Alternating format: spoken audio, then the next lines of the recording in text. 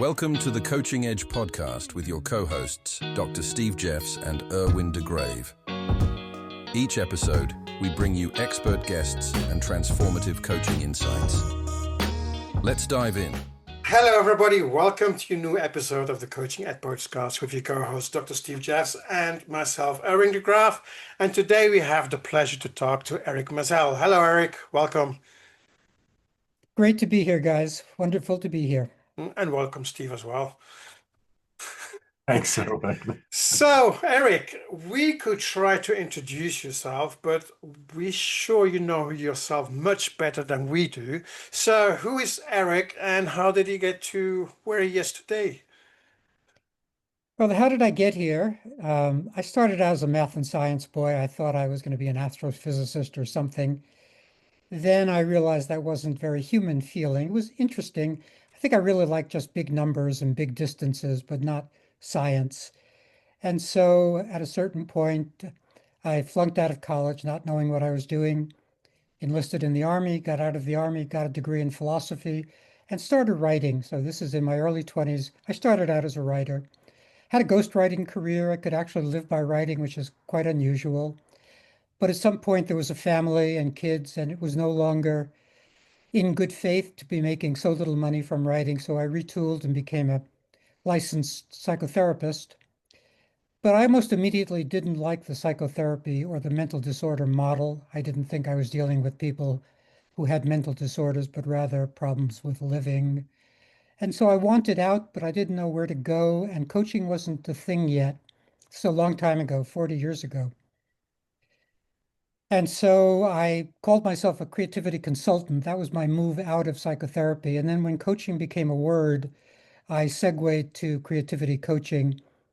So that's what I've been doing for the last 35, 40 years, is working as a creativity coach. And in the span of all of these years, I've done about 60 books on a variety of subjects, mostly about creativity, the creative life, but also meaning, purpose, mental disorders, that kind of stuff.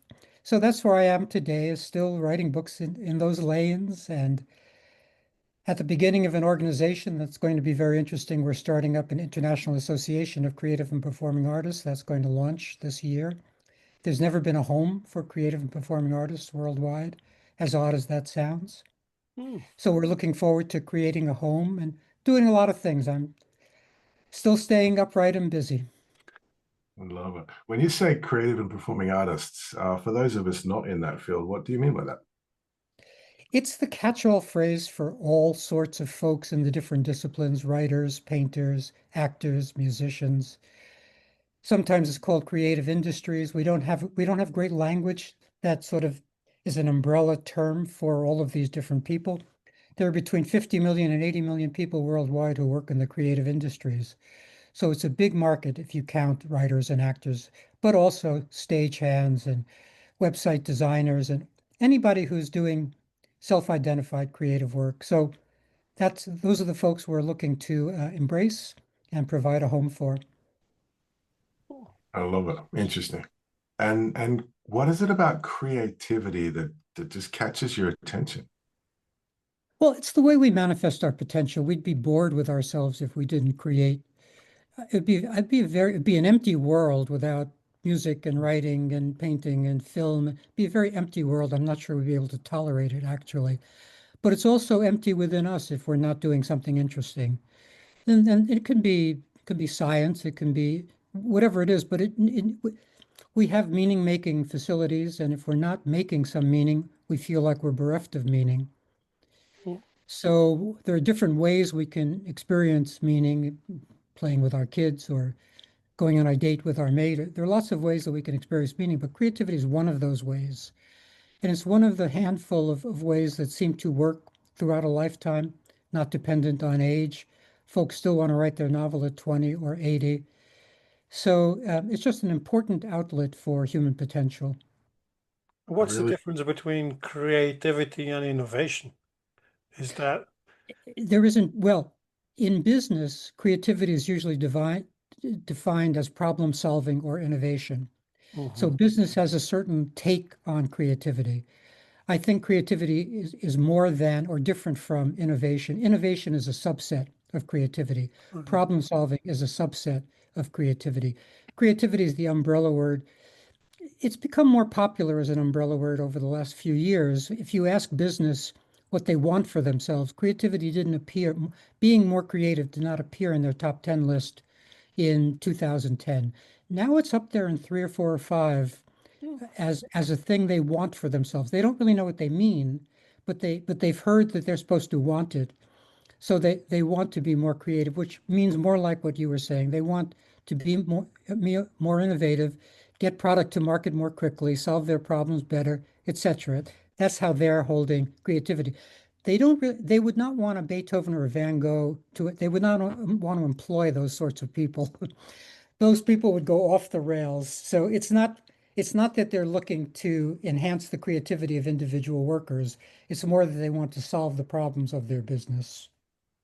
But it could be a good idea to have someone like a Van Gogh or Van Beethoven in the business to really uh, get something completely out of order or completely new. It would be good if you yourself were not conventional. If you understood that you would get something from that, then that's right. Uh, I had the off on a tangent. I had the experience of working with a group at Disney, where they were making a movie, and they thought they wanted to make a movie about creativity. So they called me aboard as a consultant, and I was talking to the person in charge, and she said, I want our team to be more creative, just for them to experience creativity. And I said, sure, that's easy. Let them work on their own projects and let them not be so invested in your project. And so that will help. They will become much more creative if you let them write their own novels. I can't tell you how fast I was fired. So So, following that for a second, what is the fear? What are the fears that emerge around creativity and its expression? for business, or you mean more generally? Ah, Both, I think. Let me yeah. tackle it more generally. Among the fears are exposure. Mm, If you do something, an Eastern monk, somebody from a different tradition might not have an ego and might not need to show their work in the world, but we typically in the West are not making things to put in a drawer. We expect them to be seen, purchased, wanted. But that means that we're going to show ourselves. We're going to show our warts. We're going to be open to criticism. We're going to be open to pushback. Our Amazon reviews are going to range from 5 stars to 1 star. And most people don't like that. They don't want to be on public display. That's why public speaking is the world's #1 phobia, which is interesting. You would mm, think flying or spiders or bridges or something else would be scarier than giving a 2-minute talk at work, but they're not. So that speaks to why creativity is so difficult, because people are already pre-worrying what the world is going to say about their output.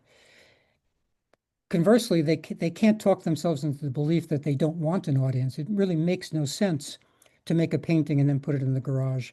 Some countries have tried that. They've tried to support their artists by taking their artist paintings and putting them in warehouses, paying the artist to paint and then putting them in warehouses. That doesn't feel good. That doesn't really work. So one of the fears that a creative person has is that they're people are going to see who they really are, which may be not that talented or not that moral or not this or not that. So that's one of the fears. Um, Another fear is the deep wonder about whether what they're doing matters. Does the world need another photograph? Does the world need another song, another poem? So it's hard for creatives to maintain meaning.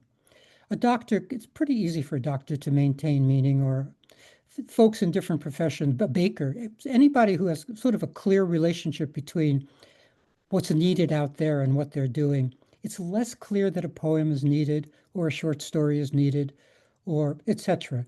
So it's a little hard for creative folks to sustain meaning over time. They periodically sustain meaning, obviously, or they wouldn't be able to work. But the way their life looks is very much like bipolar disorder. That is, it looks very up and down. It isn't bipolar disorder, but it mimics it. Because you get excited about a project, and then Virginia Woolf says resignation sets in. The actual doing of it is not that easy. It's not that easy to spend 2 years working on a novel. So there's a lot of roller coaster stuff that people want to avoid. So I'm a little bit all over the map, but there are many reasons why folks don't embrace their creative nature. Many reasons. It sounds like that it's very emotional part. Oh, it's very well, at the level of identity, you might identify as, I don't know, a New Yorker or a Bostonian or this or that, and that identity doesn't mean so much. Maybe you root for a team or something, but it's not life and death whether if you move from Boston to New York or something. But for people who self-identify as writers or painters or musicians or actors, it's very emotional if they're not able to fulfill that identity or fulfill that dream. And they may not talk about it a lot. They may now be an accountant somewhere, and it's that old adage about having a public life and a private life and a secret life. This may be in their secret life place where it's too painful to talk about anymore, that rock band that they're not in, but that's still who they are. There's still this rock drummer. Maybe you'll see it when they're drumming on tables at a cafe. That's where you'll still see it. But it's all hidden now, and it is indeed very emotional. As you're speaking, I'm picturing actually a coaching client I was working with recently, very senior role, and what really got him most exciting was uh, the comic books that he writes and Hmm. draws. And just the life that comes out of him, the meaning that's made. Like there's an expression of himself that comes out as he's talking about those stories and the images and what he's building there that I haven't seen in the professional conversations that I we've think had. that's right. If you're 5 years old, you don't fall in love with coaching, but you do fall in love with reading. You're off in a corner reading a book, or you fall in love with film, these loves go way back, and nobody has to train us to love these things. In fact, our immediate environment may be anti-creative. We may be in There are trillions of conventional families where we're not supposed to have our own ideas, not supposed to speak up at the dinner table, where everything around we're not supposed to draw outside the line in school. Everything we do is supposed to be inside the lines. So how does that child still fall in love with something that's outside the lines? It's because it's innate, it's natural to love story, to love image, to love narrative, to love these things. And this lasts a lifetime. This love lasts a lifetime. And by the way, as a coaching moment, if I'm with a client who's run dry, who no longer has much motivation or juice or passion for the thing they're working on, I will typically invite them to try to go back to be 5 or 6 or 7 years old. Remember what that pure love was all about because it was pure. I don't think there's a purer love than sitting with that book when you're 6 years old in a corner reading some adventure tale or something. It's the purest love. So that love can be rekindled in adult, mature artists, but they have to be invited to rekindle that because they forget that they loved this. They've lost the love. It's now all about the darkness. It's about not being published or how poorly their novel is going. It's all about dark stuff, not about the love that initiated this to begin with. And the invite that you speak to is like a coach or somebody or a blog saying, "Hey, think about these things." Is that the invite that you're speaking to, or is it something different? That's right. To a painter, it might be, I bet that you have a library behind you of about 50 art books that you love, and I bet you haven't opened one of them in the last 6 months. So Um, let's help you reconnect to your love of painting. Go just turn around, look at your bookcase and pull out some painter that you admire or love or revere and just turn the pages. And External permission to reconnect. you will be reacquainted with what you love. It may not make your job any easier. You may still have to face a blank canvas, but you will be reminded what's going on. You will be reminded that you love this. So Yeah. I know, like in the past, many years ago, last century, creativity was very limited. It's now more and more letting open people to be more creative, Yes. but still, it's mm, people are, and it's going back to that fear, but people are like being afraid or say, I want to be more creative. What needs to happen that we allow, that society would allow more creativity to flow? Oh, I was going to go to the individual, not society. Society will never allow more creativity because it always regresses to the mean. Yeah. It's not something that politicians want. They don't want thinking people. I Hmm. mean, I'm making broad generalizations, but in general, along with the usual suspects, creatives are the first people eliminated in tyrannies. So I don't think society wants it, but the individual wants it. And what primarily stands between the individual and getting it done is the absence of a daily practice, which sounds kind of almost too simple. But if you inhabit a daily practice, if you commit to a daily practice, then you will eventually, it may not be day one, but you will eventually get in touch with your own imagination, which, by the way, has been eroded over time. We've become less and less imaginative because we have more and more tasks to do, problems to solve, normal stuff to do. So a child is very imaginative. You ask them to put a skyscraper and a salmon together, they'll just make a salmon-shaped skyscraper. They'll just go for it. You give an adult a salmon and a skyscraper, and they'll cook the salmon, and they'll do separate things. They won't put them together. But if you have a daily practice where you actually get to some project every day, that's really the only antidote to losing whole years from being a non-creative person. What typically happens with my clients or with any coach's clients who's in the arts is that their main complaint is that they're not getting to their work.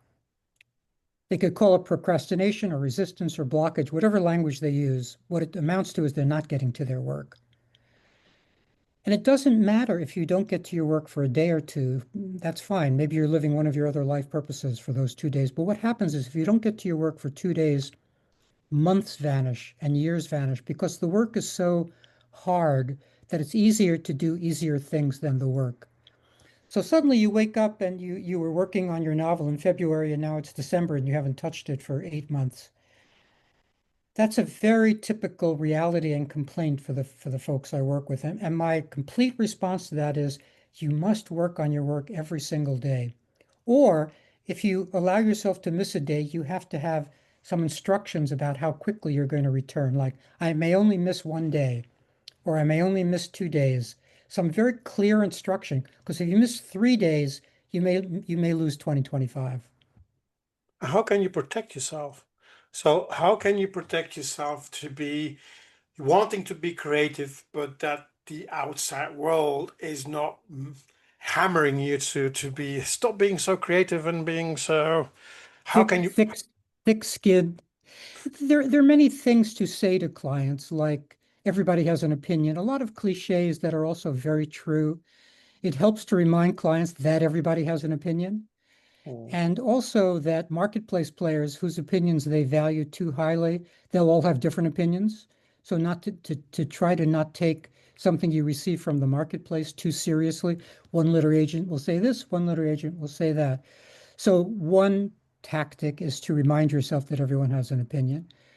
Another tactic is to get to your work first thing each day. This is really on the level of tactics, because if you get to your work first thing each day, you get to make use of what I've dubbed your sleep thinking. That is what your brain will work on during the night, Mm. which is valuable, free creative time that most creative folks don't use. They turn to the new day, they look at the news, or they toast a bagel or something, and all their sleep thinking is gone by virtue of looking at the new day. So just on many practical tactical, I have a whole universe of tactics to suggest, but it's primarily bravery. There is, you guys brought up fear. Fear is really relevant. Folks are very afraid to be seen. And they have to get to that place of understanding that doing the work means that they're announcing that they will be seen. They're getting ready to be seen. So inviting them to do Toastmasters or getting seen now, doing things that cross their comfort level now, those are good tactics for creative folks. And they won't find them easy to do. Mm. Yeah. Fascinating. I can, in my head, like there's creatives and there's people that define ourselves as not that. And part of what I think I might be hearing between the lines is that we all have this opportunity. There's this innate creativity that we have. And when you talk about getting seen, I can picture context where I myself have been afraid of me seeing my creativity. Uh-huh. Not Yep. not even other Yep. people yet, Yep. but like it's Yep. even for Yep. me to see it. Absolutely. And having it fall short or just not being what we want it to be or what have you. Absolutely. To circle back to what you just said, I'm of two minds about is everybody creative? It's akin to, it's different from, but it's akin to the question, is everybody brilliant or is everybody smart? Is everybody of the same intelligence? I don't think so. And that's not to slur anybody. I think it's just a bell curve. I think there's a normal curve around many of these things. And I do think that it may be just that 3% or 5% or 10% of folks pop out of the womb pre-creative. I'm not sure really, because there's such antipathy to creativity among a large swath of the population that you would think that they don't, not only don't they have it in them, but they're angry that they don't have it in them. They're antagonistic towards creative folks. Hitler was it, if, I'm not sure if you remember or know, but he started out not as a house painter, but also as a painter of very conventional paintings. And at some point he realized he had no talent. Did that cause him to be Hitler? I don't know. But there's something there about failing yourself, about not believing that you can do stuff and hating the people who can do stuff. So I'm not making a big statement here, but I do think some people pop out of the womb a little more stubborn than other people. And they look around, they go like, who are these parents? I don't get these people. I don't get this society. I don't get this. And they start going their individualistic way very early. And they're probably going to get some diagnosis by the age of 9, some ADHD diagnosis or something, because they'll be bored at school and bouncing off walls and what have you. So, I'm laughing because yes, I'm in that world, so I do have it. So I like dancing on the walls and jumping around and being creative. So um, it's like what you said. It's like in the past, it was defined being creative in that sense as being like a disease. or that's right, or associated with insanity. That's Yeah. whether it itself was a disease. I forget if it was Plato or Aristotle who said that every artist has insanity in him. Or so we've had this metaphor or observation forever. I don't think it's true, but what I do think is true is that it's much easier to be despairing as a creative person than if you have other ways of making meaning or satisfying your needs.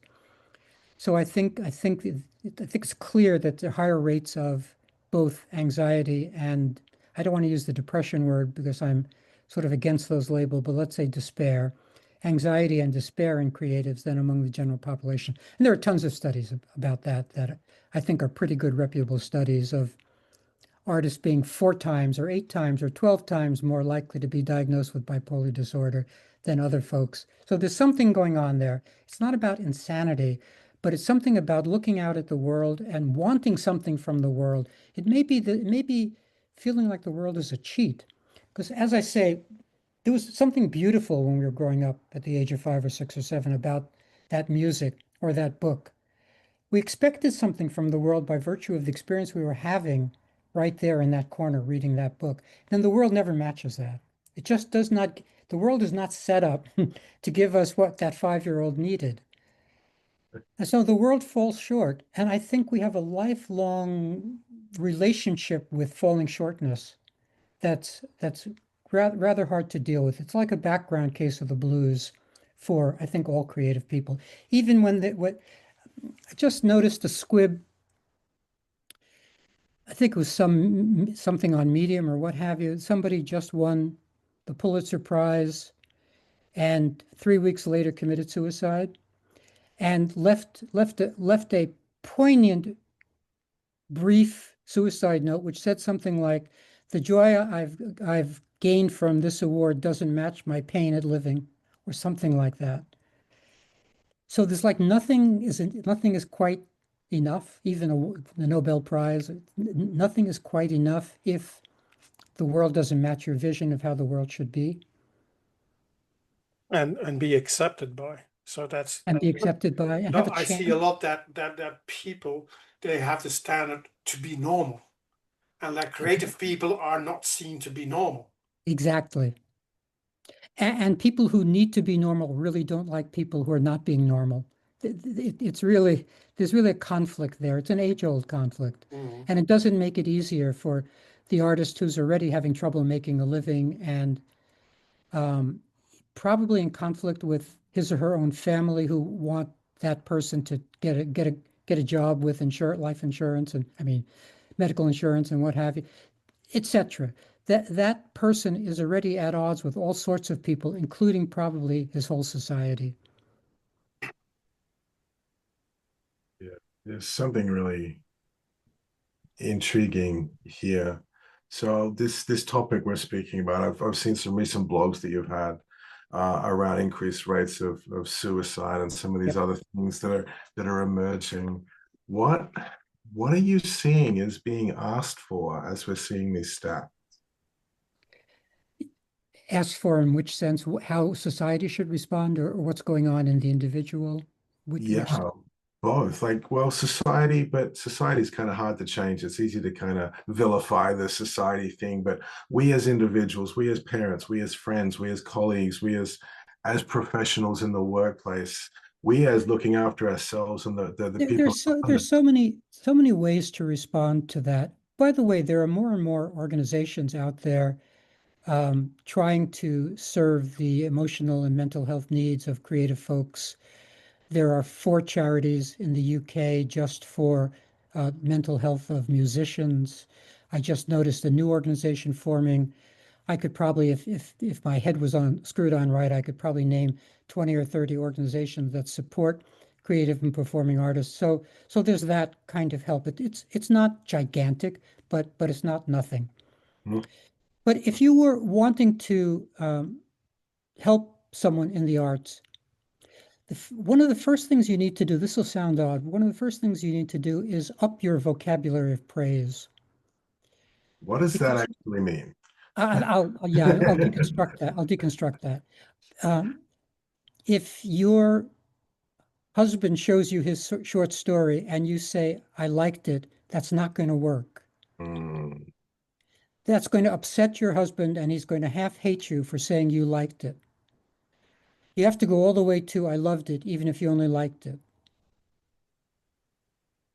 That's the sort of, these gradations or these distinctions really matter in a creative person's life. If they never hear, I love your work, if they never hear it, they're not okay. If they hear 1,000, I like your work, you're doing really interesting stuff. That's not resonating. It's not working. It's not keeping their heart afloat. So one needs to, I don't want to say overpraise, that's not exactly the way I would say it, but find the language that matches what the artist is hoping to hear, because that will help the artist. It's a small thing, but that will help the artist. Number two, try not to call the artist a parasite. If you're the one making the money, an awful lot of my clients find that the other person in the relationship keeps demanding that they make money and keeps knocking them for not making money and using language like, you're a parasite in this relationship. That's not okay. I mean, that's not helping. So there are a ton of things to say that would help the individual artist. One famous writer said, "What I need most is an independent income." And that would help the most, to not have to have another 50-hour a week day job to go to pay the rent so that you could eke out 2 hours at the studio each Sunday. That's a very hard life. And ultimately, you don't go to the studio. That person ends up not going to the studio. You're just working your 50-hour a week. So at the financial level, at the praise level, there are all kinds of places where it would be nice if the artist could be helped. What's the best way to give positive criticism to a creative person? Because you just said Yeah, you need to love it, but if you present it, absolutely. The headline is carefully. I mean, I think if you come from generosity of spirit rather than let me give you a slightly long answer to that. Most folks, most writers who are in writing groups ultimately hate those groups because they get more pounded than they get feedback they can use. But there's a reason for this. It's not that the other folks are cruel. I don't think that's the reason. I think that's harking back to the intelligence conversation. Most of the folks in the group are going to be smart people who don't have a chance to use their intelligence very often in their day life. Maybe their job just doesn't demand that they be very smart. Now you hand them your manuscript and you say to them, be smart. Just take your smart scissors and just do stuff to it. I don't mind. And then your peers, your pals are going to deconstruct your short story every which way from Sunday, and you're going to hate that. So, ground rules of the group, please don't be your smartest self, be your kindest self here. That's so it's really about kindness and generosity. And you don't have to tell every truth. You don't have to point out every comma. You don't have to do that. That's not what's serving the creative person. What's serving the creative person would be to be kind and maybe some macro comment, some comments interspersed in the kindness. The kindness comes first. Interesting. It's there's an aliveness to creativity. Yeah. Mm-hmm.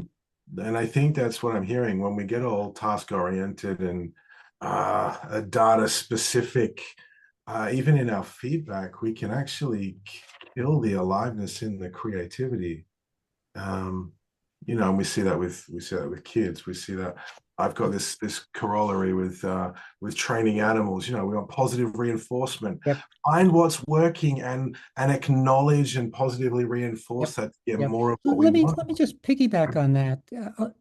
When you are creating, a lot of adrenaline starts flowing through your system, creating and performing. If you imagine how much adrenaline is generated of an opera singer out there for 3 hours on stage, a ton of adrenaline is generated.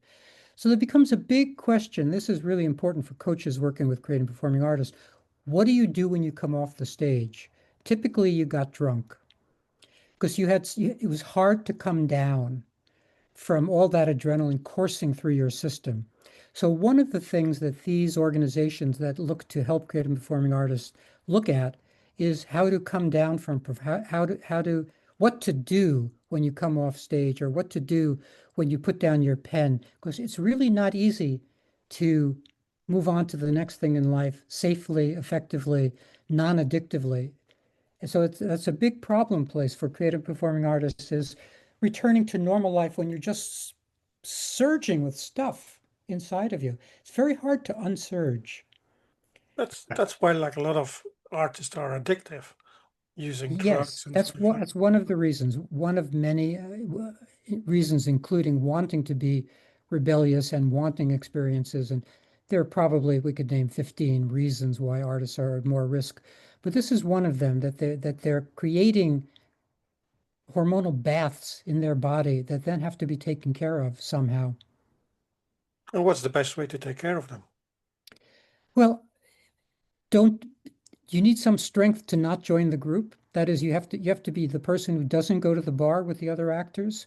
So it's essentially being in recovery. I mean, to say this simply, it's all of the aspects of being in recovery. First things first, one day at a time, just understanding that this is a moment that's dangerous for you, and it will be dangerous till the end of time. It's not just that it's today or tomorrow. This will always be dangerous. So the different elements of recovery language is what I would want to sell to a client who's having this kind of problem of not knowing what to do with himself or herself after a performance. And it's partly strength. It's the strength not to go along with your peers who are doing stuff, especially first year of college. I'm sure you know that one of the hardest times in a person's life is that movement from high school or whatever it's called in one's culture to that first year of college. And there are lots of reasons for that, separation anxiety, this, that, the other thing. But one of the big things is all along, many parents have been saying to their kids, how lovely your painting is. Let me put it up on the refrigerator. That is, they've been extolling their child's creativity. Then at age 16 or 17, it all stops. And when their child says, I want to be a painting major, they say, absolutely not. You must be an accounting major. Stop this with painting major. So many artists are going to school without familiar support behind them. That support just got lost Mm. suddenly and really inexplicably in a certain way to the child's mind. What just happened? I've been told to be creative all my life. They come to my piano recitals, this, that, and the other thing. What just happened? So there's that. And then you move into an environment where people are drinking and using drugs a lot in the art environment. So that's a very hard first year. And that's where you'll see lots of psychotic breaks and suicides. And colleges need to really think about the needs of their creative students, especially in the freshman year. It's really interesting. Right? It's something that word recovery catches my attention. Like there's a creative expression and then a recovery back to what we define as normal. Exactly. It's very complicated, isn't it? I did a whole book with an addiction specialist called Creative Recovery, which I think is the only program for create, the only recovery program specifically for creatives. And we get into the weeds there about what kind of creating you can do in early recovery and how to stay safe and how early recovery is more important than getting your novel finished. That is, we try to talk very clearly about, because what will often happen is, oh, I'm sober now. Let me turn to my most ambitious project, the one I've been wanting to get to for the last 37 years. And so yeah, I'm gonna write this play with 13 characters, and that threatens sobriety. So my simple response would be you've got to start simpler. Write a one act play with two characters. Be careful. Don't don't start Mm. generating all this adrenaline. Don't start generating all this energy because that's going to fly in the face of your recovery needs. Recovery is that important. That also feels like really great advice for those that have given up on their creativity, that they don't have to go straight to the big vision of the thing that's That's always right. the steps, the daily, do a little bit. What's the first step in expressing? There You are. I have an informal study going in my head where I ask clients in a certain set of circumstances. So, how much time do you want to spend each day X working on your novel or painting? How much time would you like to spend? And these are people who've had trouble spending time and have not been working for a while. Invariably, I mean, I would say 9 out of 10 times they all say 20 minutes. 20 interesting. minutes seems to be the number that feels like it's doable to them, but something that they where they won't disappoint themselves. They've calibrated something very interesting in their heads in that moment. And almost always they'll say 20 minutes. And if they don't, they'll say 30 minutes, but I'm not sure I can do that. They'll qualify it. So, so it's a 20 minutes, but I didn't think of 20 minutes. I think it's fascinating how the mind kind of knows what feels safe, but also worthy. They don't say 10 minutes. I think they Mm, think that I couldn't possibly get anything done in 10 minutes. 20 minutes feels like spacious but safe. It's just interesting how, that's interesting. That's about the time that it takes to switch tasks. well, there you go. That's from another domain of knowledge, the switching tasks domain. By the way, I um, try to sell clients on the idea of a ceremonial bridge. I'm making a little gesture here, but the idea of that you have to get from your everyday mind, the mind that is supposed to get things right. Oh, Because all day long we're supposed to get things right, drive on the correct side of the road, pick up our kids at 3, do one right thing after another. That's appropriate. yeah. Completely appropriate. Nobody would fight with that as a bad idea. But then somehow we're supposed to get in an instant to this place where we have real permission to make mistakes and messes. This is that recovery in the other direction. In the other direction. That's exactly right. This is recovery in the other direction. And so I suggest that people come up with some ceremonial, that they understand that there's a transition needed here. That something has to happen, or else they'll just be on there getting things right all day long. And then they'll be exhausted by the end of the day, having gotten 5 trillion things right, but Mm. no creating done. So they have to be aware that they need a transition and that they need, I think, a ceremonial transition, meaning something that's repeatable, something that has sort of a gravity to it, some kind of feeling tone to it, so it feels special. And the one that I try to sell is a very simple idea of dropping a useful breath into dropping a useful thought into a deep breath. So the idea of a certain set of words, like 3 or 4 words, a few words said on the inhale and a few words said on the exhale, essentially affirmations in a breath. And the one I suggest as the transition one is I'm completely on the inhale, stopping. I'm completely stopping. And the idea there is not just stopping busyness, but stopping my need to get things right, which is very hard for people to do. If you ask a person, would you like to make a nice mistake now? There's just Steve Jobs will say, sure. There's a certain kind of person who will say, sure, I can't wait to make a big mistake. I'm happy to make a mistake as long as I can do it right. As long as there's $1 billion at the end of it, sure, I'll make any mistake. But productive people have a certain relationship to mistakes that unproductive people don't. Productive people just blow mistakes off. Doesn't matter. I got to get back to the next thing. I'll try tungsten filament next after the last 4,000 filaments I've tried for this light bulb. I'm just going to keep going. I don't care that these 4,000 filaments didn't work. My house is burned down because I set it aflame with some filament. I don't care. I'm just after something. I'm after something. Most people care that they make mistakes and don't want to make them. So I have to keep selling clients on this idea. Please make mistakes. Please, please, because if you're not willing to do that, you can't have successes. Not only mistakes, please do ordinary work. Not everything has to be a masterpiece. Accept from yourself that a lot of what you're going to do is merely ordinary, as is the productivity of everybody, including the greats. I don't know if you're a cantata fan, but what are there, 150 Bach cantatas, 7 of which are brilliant and 143 of which are ordinary. The greatest masters only do great work some of the time. Clients have to hear this stuff, that their ordinary work has to count, that their mistakes have to be allowable. I've heard stories of I think a photography class where they had 2 groups. One group was to take the photo, and that's the photo for your assessment, and the other one was take as many as you want and pick the best. And the outcome, at least that I recall, is that those that had the pressure of the one kind of didn't take it, didn't get to where they needed to, and those that took it took way more better photos than they needed, because to your point, Absolutely. the ordinary was expected and permitted. And most people are in that first group internally.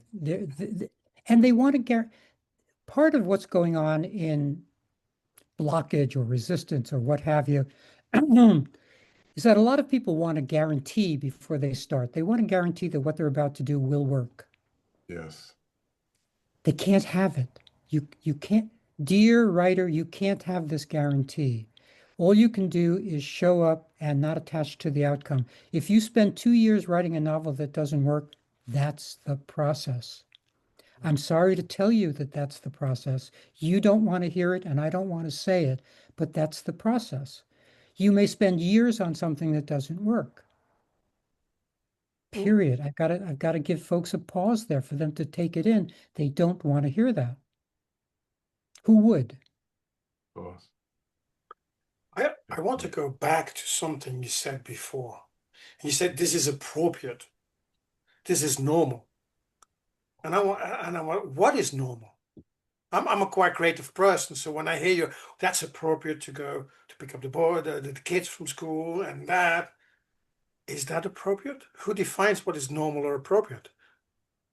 Let's call it conventional then. Maybe that's more a word that works in that context. But what I mean is, we do want to do the right thing, however we're defining the right thing.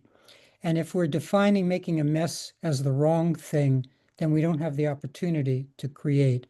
So I think it's the internal designation of what's right and wrong for me.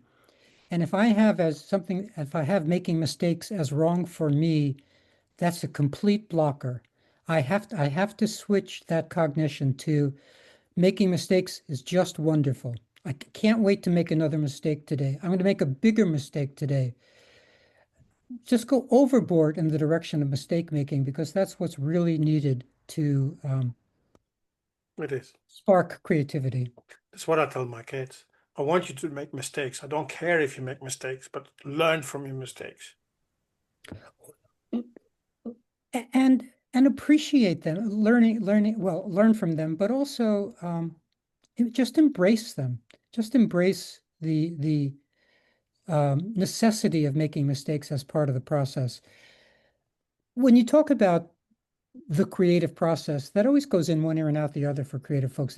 Until you flesh it out and say that the process comes with mistakes and messes, it comes with ordinary work.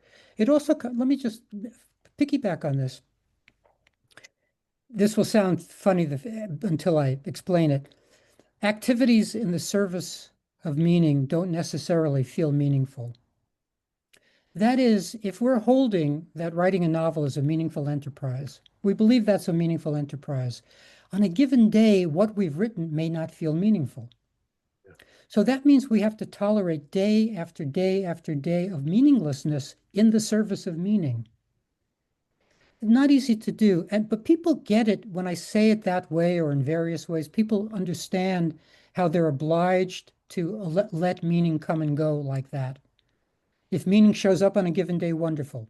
If it doesn't show up on a given day, don't make a big deal out of it. Don't get into this place that life is meaningless. Rather than getting into this place of life is meaningless, just say, meaning left for today. I'm sure it'll return on Tuesday. I'll put out a cupcake for it, and it'll come back. You need a different vision of meaning, because for a creative person, you can be sitting there for a very long time doing good work and not experiencing it as meaningful. I love that. It's not meaning less, it's meaning left. Meaning left. Brilliant. Eric, this has inspired so much in my mind, and I've got 1,000 more questions. I could chat with you for hours. That's not possible today. You do have a whole stack of books. You're definitely available over Amazon or where good books are found. But how can people connect with you for those that are inspired? Yeah, the straightforward way is to come to my site, ericmaisel.com, and there'll be links to other ways to get to know me. I have newsletters and Substacks and this, that, and the other, all the apparatus of the 21st century. Brilliant. We'll put links, of course, below the video here. Thank you so much for creating some time for this conversation today. It's meandered across all sorts of amazing and inspiring topics. And if people have taken nearly as much out of this conversation as I have, then they're doing really well. So thank you again for your time this morning. Thank you very much. Been great being here. Thank you very much, Eric, and everybody listening. Thank you very much, and see you in the next episode. Thank you. Bye. Thanks for tuning in to The Coaching Edge. Until next time, keep coaching and keep growing.